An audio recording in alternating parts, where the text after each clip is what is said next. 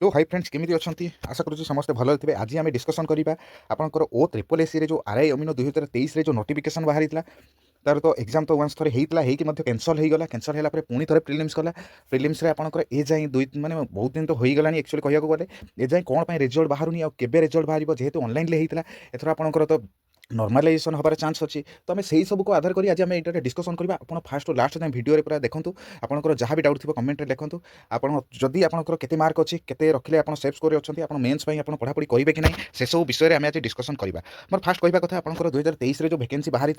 आपंकर 24 एग्जाम तार होता प्रिलिम्स एग्जाम आम टोटाली बाहरी केते पोस्ट ना आपंकर बाहरी 2895 पोस्ट 2895 पोस्ट बाहरी जदि आपंकर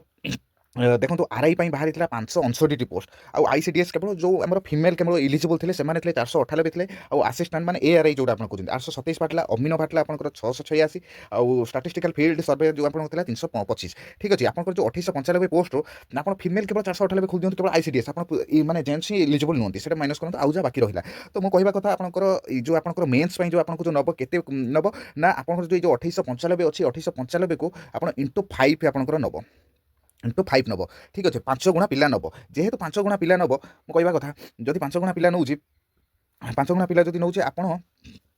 5 गुणा पिला नब तो केते रखिले आप प्रिलिम्स रे जो आप एग्जाम देइछंती केते मार्क रखिछंती आप एजाई डाउट रे अछंती जे मोर 60 प्लस अच्छी कि 70 प्लस अच्छी 80 अच्छी कौन इलिजिबल हेबी कि नहीं आउ मेन्स पढ़ी कि नहीं मो कहवा कथा आप जहाँ भी मार्क अच्छे आप पढ़ंतु कारण एग्जाम आप 2026 बहुत किसी एग्जाम आसबार अच्छी आप से को टार्गेट रखिक आप रुहतुनि आप अलग आप एसआई एग्जाम हबार अच्छी आप जो केस चलता आप हबार अच्छी 2026 हबार अच्छी हबार अच्छी एटा भी आप बाहरी बहुत शीघ्र रिजल्ट बाहरी मुझा एक्सपेक्ट करुँची आम भी जहाँ माने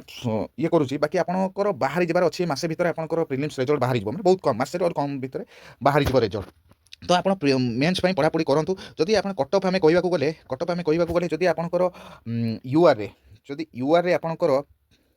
यूआर जदि आपंकर मेल अच्छा 65 ରୁ 70 आपंकर जदि रोचे आप इलिजिबल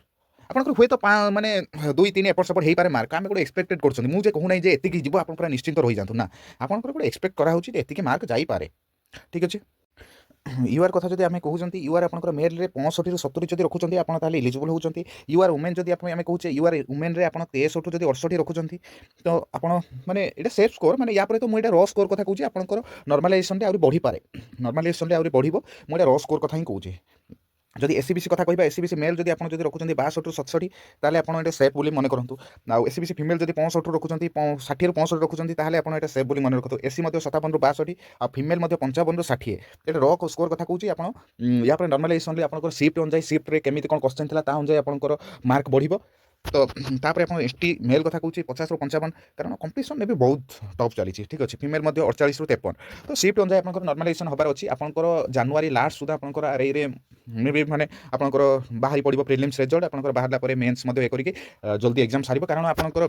जे पर्यंत ए प्रोसेस न सरी आपंकर जो से जो प्रिवियस आप जो अरे मीन ये जो एगुड़ा नोटिफिकेशन जो आपंकर एबे जो ये है कि तार फर्दर आउ किसी नोटिफिकेशन अप्लाई एगुड़ा दबनी जेहेतु ए प्रोसेस न कंप्लीट होती कारण आपंकर फॉरेस्ट गार्ड आसीगलानी अप्लाई ये हम तापर आपंकर एटा आरआई जो पुणी बाहर 2026 रिक्रुटमेंट बाहर जे आपंकर अप्लाई हम बोली जे एगुड़ा न सरला जाए आपंकर किसी भी आपंकर हेनी। तो एमती आप जब आउ किसी इनफर्मेशन जानवा चाहते हैं चैनल को सब्सक्राइब करूँ लाइक करूँ।